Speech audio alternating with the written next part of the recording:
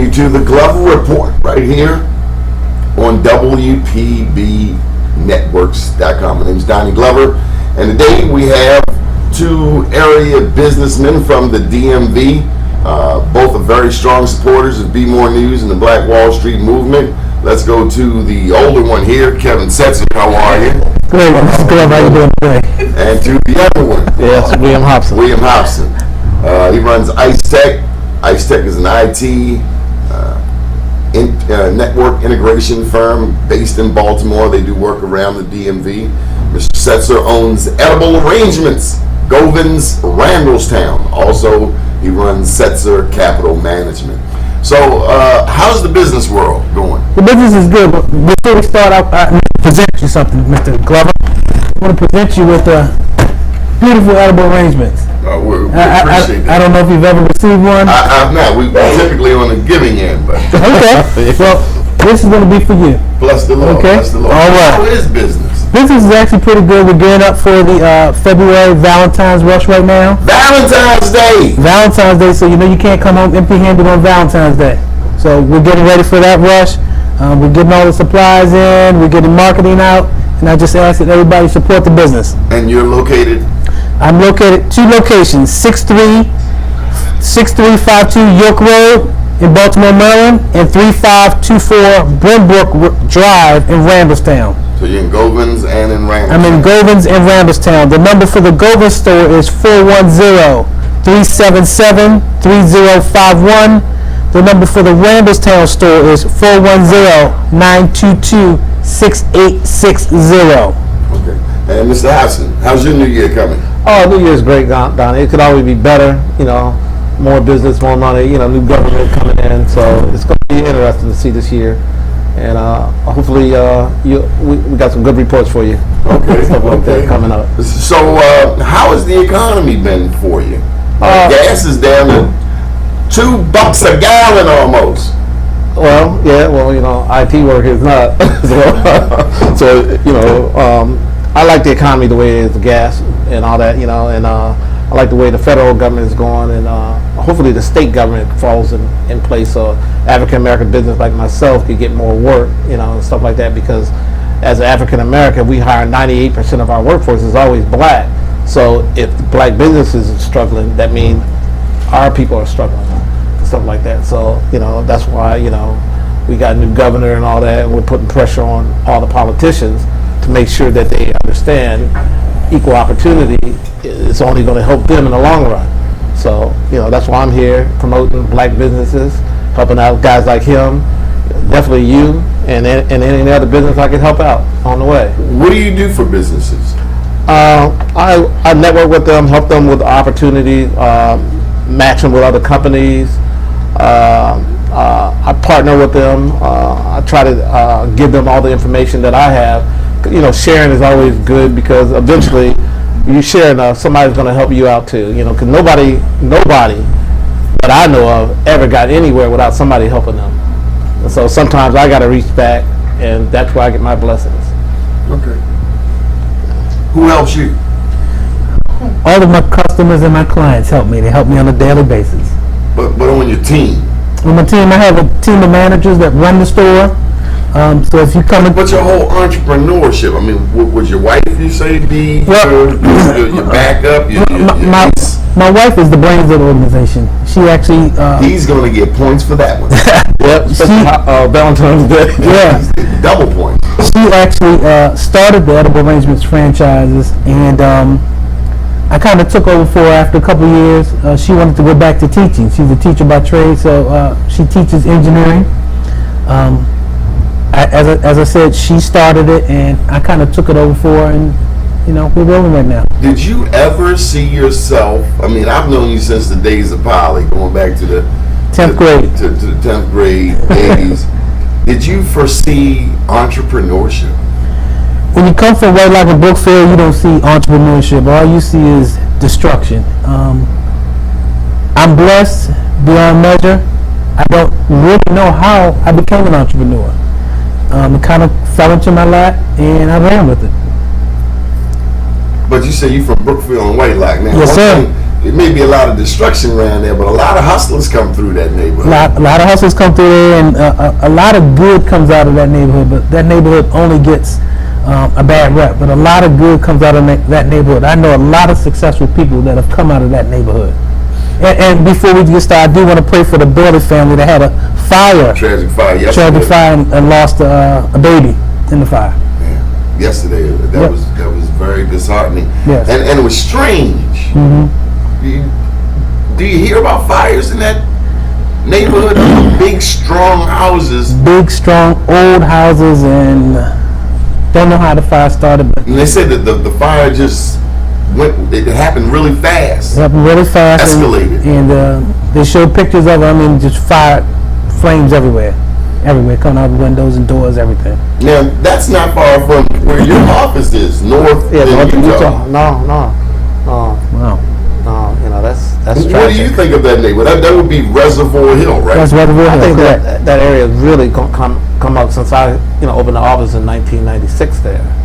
It's There's $1 just million not- homes in that neighborhood, don't you? Yeah. I think that area is really coming up now and stuff like that. And I think the government's going to deem that non-hub zone area soon, and A non-hub hub zone. zone, because hub zone is an area that's depressed or whatever, and the government had to give 2% of their contracts to these areas to build that area up. And now it's had worked out in that area, so you got all the new homes being built and renovated, and I think that area is going to be like if you could buy, before when I went in there, those houses was what, $70,000. Now they're 100 to 200, and they're still probably go up. So if you could buy a house in that area and renovate it or something like that, that'd be a gem. So where do you see the city of Baltimore headed? Either one of you. I see Baltimore on an upward trend. We're doing a lot of building, a lot of reconstruction, a lot of young entrepreneurs, a lot of college graduates are moving to the city. So that can only be good for, let's say, the property values of the city. So, as he said, if you're going to buy a house, now's the time to buy a house in Baltimore before the housing market explodes. Well, Baltimore is in a transition place to me, because the politicians get destroyed what's coming and stuff like that, or they get help. Because like I said, African American businesses are struggling in the city, and so they're moving out. So that means the black power is going to move out. Is it time that blacks heavily consider joining the Republican Party?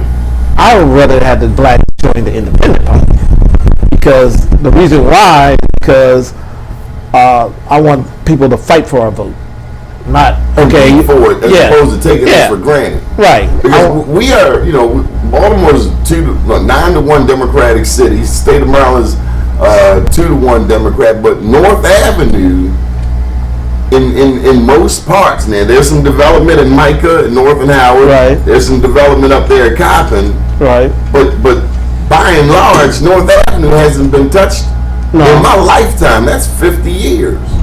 Yeah, it was. I remember the Sandtown when they were going to rebuild that Sandtown area. community's gone. I know it's gone. The now. association is gone. Yeah. That's what it Maryland was. killed all of that. Yeah, he sure did. I'd say,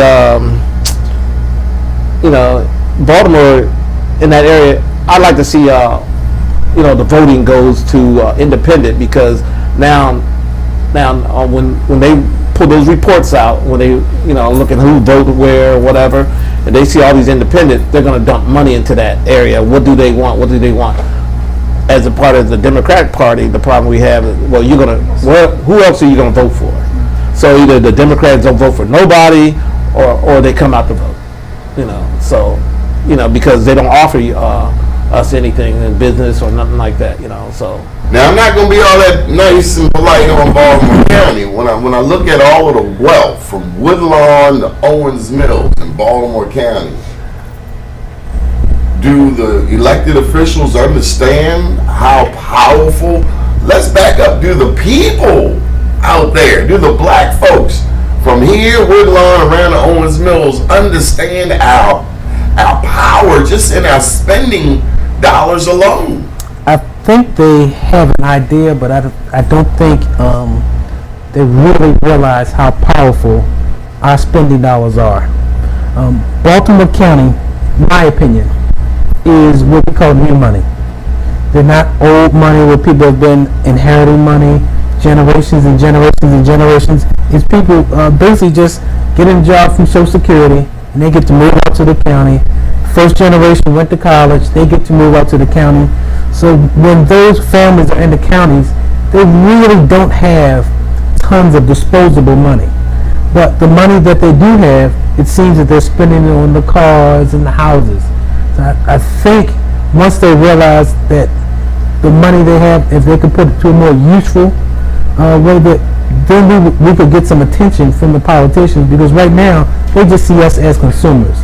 They don't see us as people who save money, invest money, put money back into the county.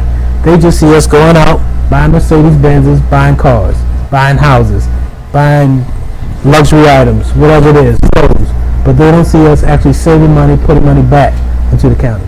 Any thoughts on our spending power? African Americans have $1 trillion in annual disposable income. With that kind of spending power, that dwarfs the whole civil rights and the bus boycotts. I mean, that's a lot of money annually. Yeah. Shouldn't we be more self-sufficient? Yes and no. Yes, because if we just limit it to our buying power just to black business or something like that, it creates some corruption inside our own black community. But it also helps out. So I'd say yes and no. How about you? With $1 trillion, and it concerns me, particularly this part of Baltimore County, from Woodlawn to Owens Mills, we have more wealth than ever before, but politically, for one, the county executive sliced that district in half. Mm-hmm. The county council district out there, the fourth. The governor sliced the state district in half. Mm-hmm. And it took 20 years for folks like Dolores Kelly, for Ella White Campbell to build those districts, historically black, and then in the swoop of a pen, those political powerhouses have been cut in half. A lot of it, as you said, we do have disposable, we do have incomes, we do have wealth, but I think a lot of us are working to fulfill that American dream, this capitalistic society, and we are falling asleep at the wheel. So when these measures come about, we don't hear about them, we're not investigating. For some reason, it does not get trickled down into the layperson, the person that works every day. So the person that works every day can't fight for that cause. They don't know about the cause. So next they look up, the district is split. Oh, I don't have a voice anymore. No, you don't have a voice anymore because you didn't participate. You did not participate in what went on. And the most powerful voice we have is the vote. What is it? 25% in the last election. 25% we showed up. If that high. If that. But this is interesting. I mean, we can vote. We showed up for Barack Obama's first time around. Right. There were people lying out the door in Sandtown. Right. Right. Yeah. We can vote. But maybe it's our politicians that we're voting for doesn't fit the field for us, or we don't believe in them. So if you're not going to vote for somebody because you don't believe in him, or he's not going to make no change, or he's giving lip services, right, then why should I come out? I think the voters today feel disenfranchised because, as you said, they don't think the politicians are really going to do anything for them. Did you vote? I definitely voted. I voted early. Okay. Early voted. Early voted. Okay. You want to know who I voted for? I know who you voted for. Oh, okay.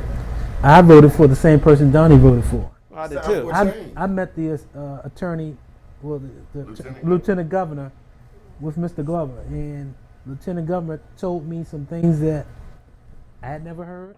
He told me some initiatives that they wanted to put in place. The other candidates did not court my vote. They just assumed I would vote for them. I got a postcard in the mail. That's about it. You're going for a girl, you got to take her to dinner, buy flowers, buy her candy. Yeah. And I think too often the politicians have forgotten the flowers, the cards, the candy, the kiss. Oh, that's because you're a Democrat and they want you, to vote for the Democratic Party all the time.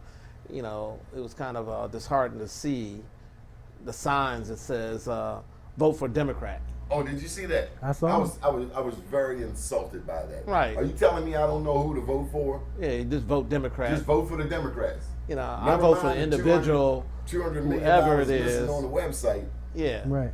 I vote for the individual, whoever is going to feel my needs or better my world or my family world and my community world. That affects me, and that's and they can affect my business by making one line. Like for example, under that $200 million healthcare initiative, they didn't have no MBEs. You got a $200 million website in the state of Maryland, a 30% black state that had zero black participation. And you want my vote? You must be. Okay, all right, calm down. Right. Well, how can people get in touch with you? Let's take a minute and plug your business. Okay, my website is icetech.net, ICETECH.net, and I'm all over the place, just like Donnie and stuff like that. So you can check us out, send me an email, whatever. Got some opportunities. I have some opportunities. You're trying to start a business or you want to go to business. I have enough contacts and show you how to do it. And we can make money together or not. I'm going to make money regardless of what you're going to do. But He's been my motivation for being in business. He told me early on, he said, what do you get from it? What do you project from it? And where do you go from here? Mr. William Hopson, Mike Tech. He told me to get over the Democrats. That was a long time ago. Yeah, We argued. Boy, did we argue. But then I saw the light. You know what? If you only have one horse in every race, what happens if the other horse wins? So you gotta have two or three horses. Right. In black business, we gotta fight the system, fight the financials, fight everything. And sometimes as a lone lion, which we are, you can't eat nothing big because you can't take it down. So you chase a rabbit, so you can't share it. So what do? You gotta partner up with some other lions and go take a little piece down. Then you can eat a little bit better.